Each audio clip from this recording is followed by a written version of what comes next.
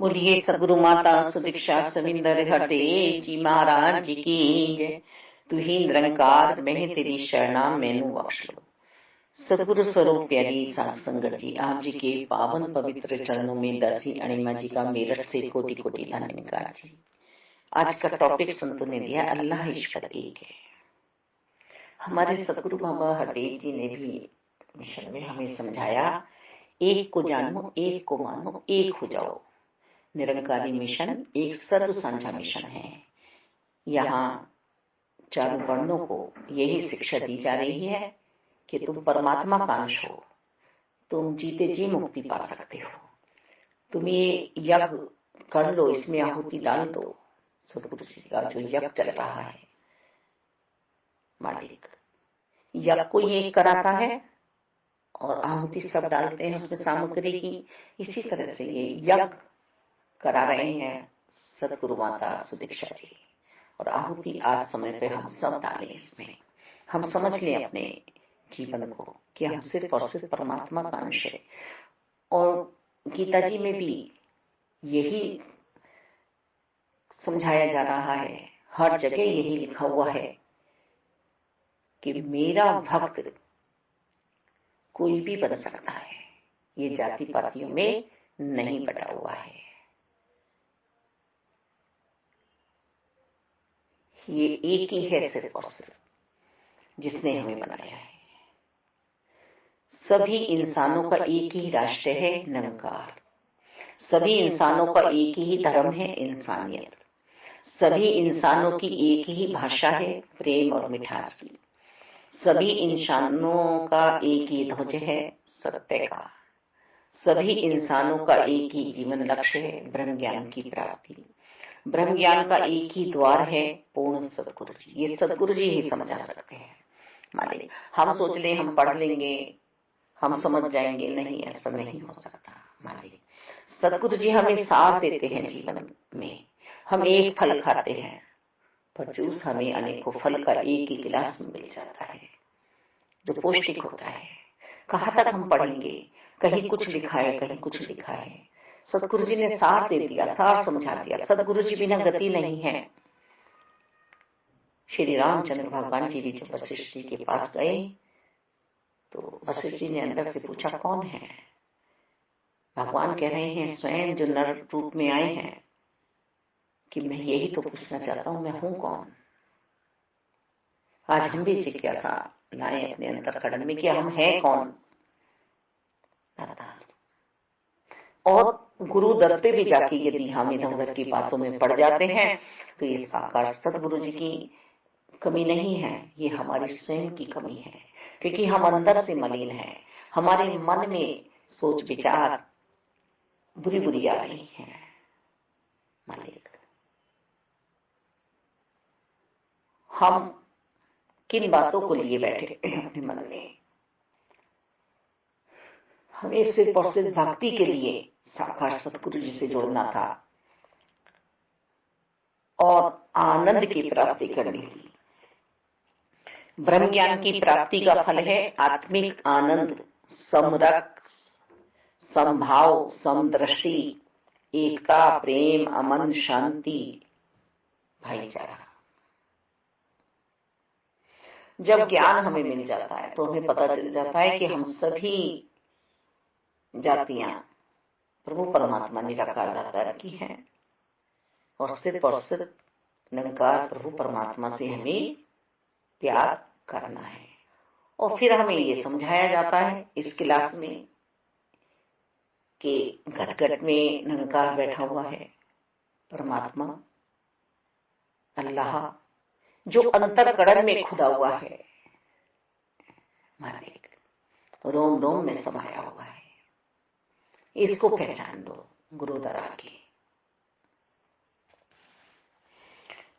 प्रभु परमात्मा निराकार दाता भी अपने बारे में बता रहे हैं, जो मेरे इस ऐश्वर्य तथा योग से पूर्णता मुझ में समा जाता है, वह मेरी अनन्य भक्ति में तत्पर हो जाता है, तन्मयता के साथ इसमें तनिक भी मुझे संदेह नहीं होता।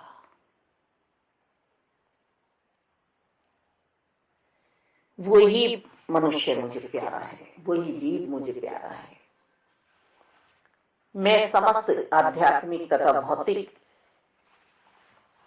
जगत का कारण हूं।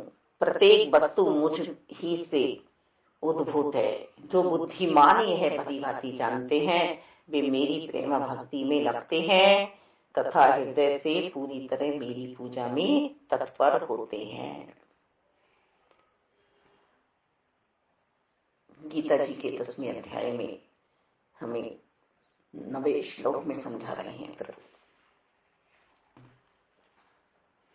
मेरे शुद्ध भक्तों के विचार मुझ में पास करते हैं, उनके जीवन मेरी सेवा में अर्पित रहते हैं और वे एक दूसरे को ज्ञान प्रदान करते तथा मेरे विषय में बातें करते हुए परम संतोष तथा परम आनंद का अनुभव करते हैं। जो प्रेम पूर्वक मेरी सेवा करने में निरंतर लगे रहते हैं उन्हें मैं ज्ञान प्रदान करता हूँ, जिसके द्वारा वे मुझ तक पहुंच सकते हैं। ये प्रभु परमात्मा निराकार तो जो हमें समझा रहे हैं गीता जी में, वही सदगुरु माता सुदीक्षा जी हमें परोस कर दे रही हैं, सार समझा रही हैं।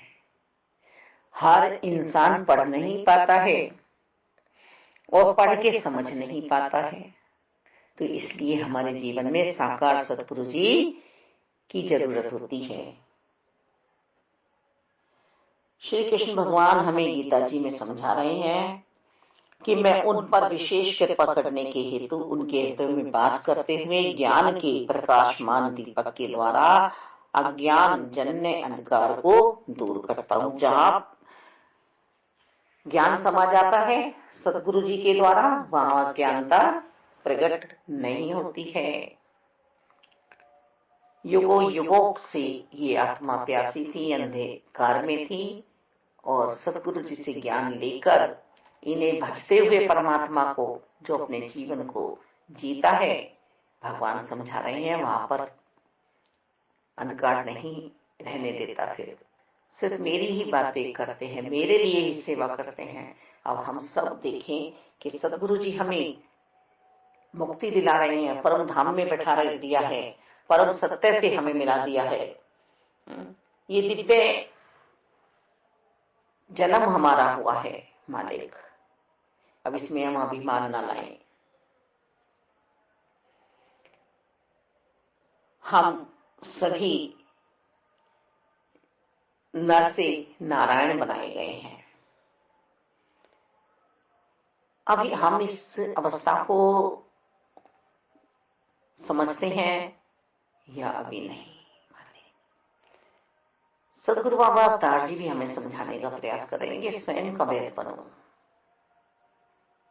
यदि हम ही रोगी बन गए ब्रह्म ज्ञानी जन, तो फिर दूसरों का उपचार हम कैसे करेंगे। सदगुरु बाबा गुरबचन जी ने भी समझाया, जब जनोनियों ने उन पर हमला किया कि ये हम सब एक ही परमपिता परमात्मा के बच्चे हैं, यदि कोई परिवार में पागल हो जाए, रोने लगे, चिल्लाने लगे, हम उसका इलाज करते हैं, वरन इसके कि हम भी अपनी सहनशीलता को खो दे। जब उसे होश आता है तो वो स्वयं अपनी गलतियों को समझ लेता है। और हम देखते भी हैं कि घर में हो, मोहल्ले में हो, जब दो पक्षों में लड़ाई होती है, तो यदि एक पक्ष सहन कर लेता है तो वहां जल्दी ही बात शांत हो जाती है, और नहीं तो फिर कोर्ट कचहरियों तक पहुंचती है, पुलिस तक पहुंचती है। अपनी गलती को मान लेना, क्षमा मांग लेना, चुप हो जाना, ये एक विशाल दिल वाले की बात है। और नहीं तो संसार में अशांति है, समाज में मालिक। ये भक्त जनों ने, संत जनों ने प्रभु परमात्मा निराकार दाता को पाकर आनंद का अनुभव करते हुए अपने स्वरूप में विराजमान हो जाने के बाद ऐसा जीवन जीने का प्रयास किया है कि ना कोई बैरी ना कोई बेगाना, सब अपने हैं, सब अपने हैं। इस स्वरूप को हम समझें, माने। सतगुरु बाबा हरदेव जी ने भी समझाया। जब सन 80 में सतगुरु बाबा गुरबचन जी ब्रह्मलीन हुए कि हम खून का बदला खून से लेंगे, भक्तों ने कहा, संतों ने कहा, तब यही बात सतगुरु बाबा हरदेव जी ने समझाई कि कभी भी नहीं चाहेंगे सतगुरु बाबा गुरबचन जी। मेरा उनसे दोहरा रिश्ता था। एक वह मेरे पिताजी थे सांसारिक तौर पर, एक वह मेरे आध्यात्मिक तौर पर सतगुरु जी थे। उनके अंतःकरण में सहनशीलता थी, सहजता थी, सरलता थी, प्रीत प्यार था सबके लिए। और वास्तव में ही सबको एक सा बनाने का प्रयास, सबको एक सा बनाने का प्रयास कौन करेगा? जिसके हृदय में विशालता होगी। मानवता के परिवार को कौन संभालेगा? जिसके हृदय में विशालता होगी, जो इस सर्वव्यापी सर्वशक्तिमान से मिल चुका है, जिसका दिल भी विशाल हो चुका है। ये सूक्ष्म इतना है कि हमारे रोम रोम में समाया हुआ है, और ये विशाल इतना है कि पूरी कायनात, पूरी सृष्टि में समाया हुआ है। नानक दादा, अब ये नजरें मेरी होनी चाहिए कि हर पल मेरे साथ रहेंगे। वैष्णो देवी जी की गुफा के बारे में हम सुना करते थे कि वो उसमें से जो भी निकलता है, चाहे उसका शरीर मोटा हो, चाहे पतला हो, चाहे बच्चा हो, चाहे बुजुर्ग हो, बाहर निकलने में सबको ही प्रॉब्लम होती है, परेशानी होती है। हर किसी को टेढ़ा मेढ़ा होना पड़ता है। तो इस संसार में वास्तव में ये प्रभु की लीलाएं हैं। यदि ब्रह्म ज्ञान की दात के बाद भी हम पर कुछ मुश्किलें मुसीबतें दिख रही हैं, तो उनसे कह दो कि मेरा खुदा बड़ा है मालिक। मैं जिसके कवच में बैठा हुआ हूं, ये मुझ पर कोई मुसीबत मुश्किल आने नहीं देगा। रोम रोम में समाया हुआ है मेरे, कण कण में समाया हुआ है मेरे मालिक दाता। इस ब्रह्मांड में भी शरीर रूपी कण कण, रज रज सब कुछ है। जैसी प्रकृति हमें बाहर दिख रही है, ऐसे ही अंदर भी है, पूरा ब्रह्मांड है। जब ब्रह्म ज्ञान की प्राप्ति होती है तो अंदर मंथन चल जाता है, रई घूमती है। जैसे दही को हम मथते हैं मालिक, दूध में से हम माखन निकालने का प्रयास करते हैं, ऐसे ही संत जन इस पार ब्रह्म परमात्मा को पाकर आत्मिक आनंद उठाते हुए भक्ति वैराग्य के साथ अंतःकरण में मंथन करते हैं और पहुंच जाते हैं उस विशाल प्रभु परमात्मा निराकार दाता के पास, जो जीवन को प्रभु के अंतःकरण में बसा देती है। बिल्कुल अंदर कहते हैं 7 परत मालिक, ये सब हमें समझाने का प्रयास है। हर परत में परमात्मा समाये हुए हैं, पर फिर भी जो दिल की गहराई में पहुंच गया प्रभु परमात्मा के पास, हम झूठा प्यार करते हैं, हम झूठी तरह से सबको मिल जाते हैं कि हमें दिल से प्यार हो गया जी। दिल तो सिर्फ और सिर्फ एक परमात्मा को देने की वस्तु है। ये जिस तरह का था उसे सौंप दो, उसे सौंप दो। ये चारों वर्णों के पास है, सबके पास है, सबकी सुनो और अपनी सुनाओ। सिर्फ प्रभु परमात्मा ही हमारे पास है। इस दुनिया की मेजॉरिटी हमारे काम आने वाली नहीं है, सिर्फ उड़वाती है, उल्टा सीधा सोचवाती है। उल्टा सीधा सोचने पे हम मजबूर हो जाते हैं। हम आनंद से भरपूर बनाए अपने आप को, हम आनंद में रहें हर पल मालिक। तू ही निरंकार, मैं तेरी शरणा मैनू बख्श लो। हम माखन प्राप्त कर चुके हैं, उसमें मिश्री मिलाकर हम चखे, स्वाद ले मालिक। आज एक बहुत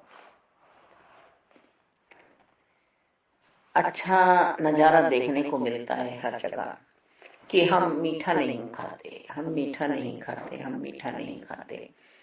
और दूसरी जगह यदि किसी को शुगर भी है तो वो भी मीठा खा लेता है। मन मन मन भाई, जो प्लेट में आ रहा है, जो थाली में सर्व किया जा रहा है, मुझे ये अच्छा नहीं लग रहा, मुझे ये अच्छा नहीं लग रहा, मुझे ये अच्छा नहीं लग रहा। बनाने वाले ने उसमें अपनी भावनाएं डाली है, प्यार डाला है मालिक दादा। अब तुम क्या कर रहे हो दादा? हम सिर्फ और सिर्फ साधु संतों की माने बातों को, श्री कृष्ण जी को मान रहे हैं, श्री राम जी को मान रहे हैं, हम अल्लाह को मान रहे हैं, मोहम्मद साहब को मान रहे हैं मालिक, इनकी भी मान ले हम।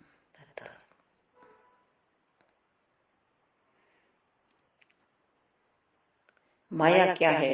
मोहम्मद साहब जी से पूछा गया। पर्दे के पीछे वो अपनी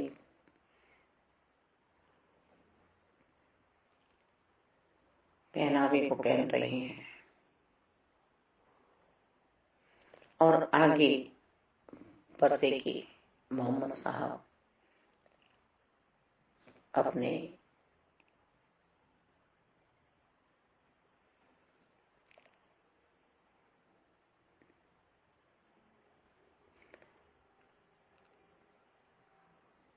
बातें कर रहे हैं।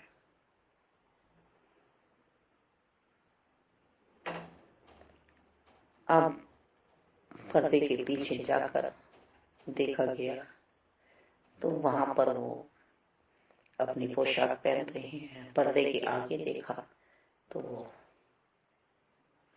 अपने उसूल समझा रहे हैं। ये क्या है? मोहम्मद साहब कह रहे हैं यही तो माया है, यही तो माया है। श्री कृष्ण भगवान से पूछा गया कि माया क्या है तुम्हारी? उन्होंने कहा चलो माया दिखाते हैं। सुदामा जी अब भगवान नहाने स्नान करने चले गए। भगवान तो निकल आए, अपनी धोती बांधने लगे और सुदामा जी पहुंच गए माया नगरी में। वहां पहुंचे तो एक अठनी फूलों की माला लिए खड़ी थी, अब वो डाल रही थी। उन्होंने सुदामा जी के गले में ही डाल दिया।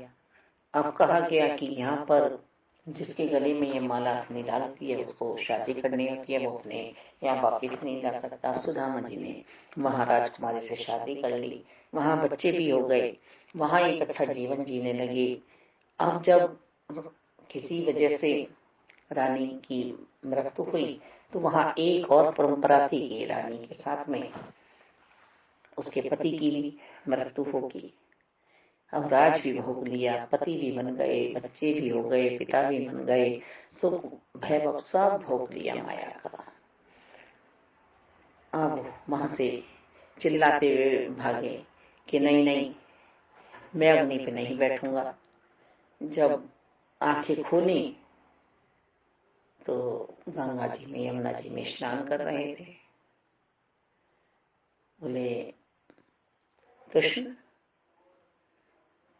तू अभी भी धोती के घूम बांध रहा है इनके यहाँ, और मैंने तो ऐसा ऐसा जीवन कि यही तो माया है मेरी कि तू इतना टाइम वहां पे इतना जीवन जिया।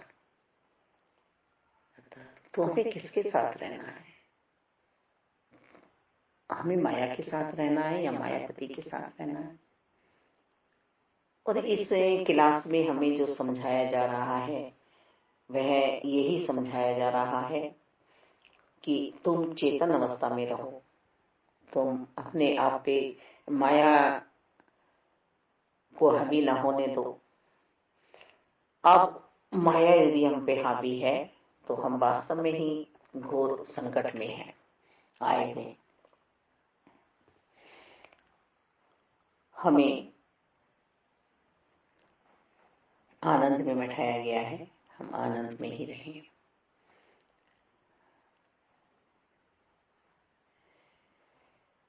यहाँ सतगुरु बाबा हरदेव जी भी हमें समझाने का प्रयास कर रहे हैं। विशालता है जहां वहां पर न मजहब न जात है, विशालता से ऊंच नीच की छोटी लगती बात है। विशालता है जिसमें उसका अपना कुल संसार है, सकल जगत को मान रहा वो अपना ही परिवार है। वास्तव में ही इन 4 लाइनों में सतगुरु बाबा हरदेव जी ने 212 में यही हमें समझाया है कि मजहबों में मत पड़ो, ऊंच नीच की जातियों में मत पड़ो, पूरा संसार अपना समझो। ये सिर्फ और सिर्फ एक ही परिवार है। हम मानव चोले में आए हैं, मानव जाति हमारा परिवार है। हम एक ही जड़ हैं, उसमें से हमारी शाखाएं बन गई हैं। हम उस मूल को पहचाने, उस मूल के साथ जुड़े रहें। निरंकार प्रभु परमात्मा दाता दसी तो पूरी तरह से कहेगी कि हम इस संत निरंकारी मिशन में पहुंच चुके हैं और यहाँ जो भी हमें रिवीजन कराया जा रहा है ये अंत सांसों तक करना है। सेवा सिमरन सत्संग, और हमें निरंकार प्रभु परमात्मा से अपनी लौ जोड़ के रखनी है। योग में रहना है, हर पल ध्यान में रहना है। हमें बाबूजी समझा रहे हैं हमें, विशाल ईश्वर से मिलकर ही विशालता आ पाएगी, कहे हरदेव की और जतन से तंगदिली न जाएगी। हम सब सतगुरु जी की बात को मान रहे हैं और जिन्होंने माना है उन्होंने जान भी लिया है परमात्मा को। वो परमात्मा के साथ आनंद मगन भी हैं आत्माएं। 76वां संत समागम चल रहा है, हम सब देख रहे हैं। मालिक माता जी आप जी की कृपाएं बरसे सब पे और कोई भी मालिक सेवाओं से वंचित न रह जाए। आप जी के दर्शन करने सब पहुंचे, संगत माँ के दर्शन करने सब पहुंचे, और जितना भी हो मालिक खुशहाल होते हुए, आत्मा को खुशहाल करते हुए, मालिक आत्मिक आनंद प्राप्त करते हुए सब तन मन धन से सेवाएं करें। माता जी किसी चीज की किसी के पास कमी ना हो, गमी ना हो। संत मौज मनाते रहें, संत आनंद करें। धन्यवाद।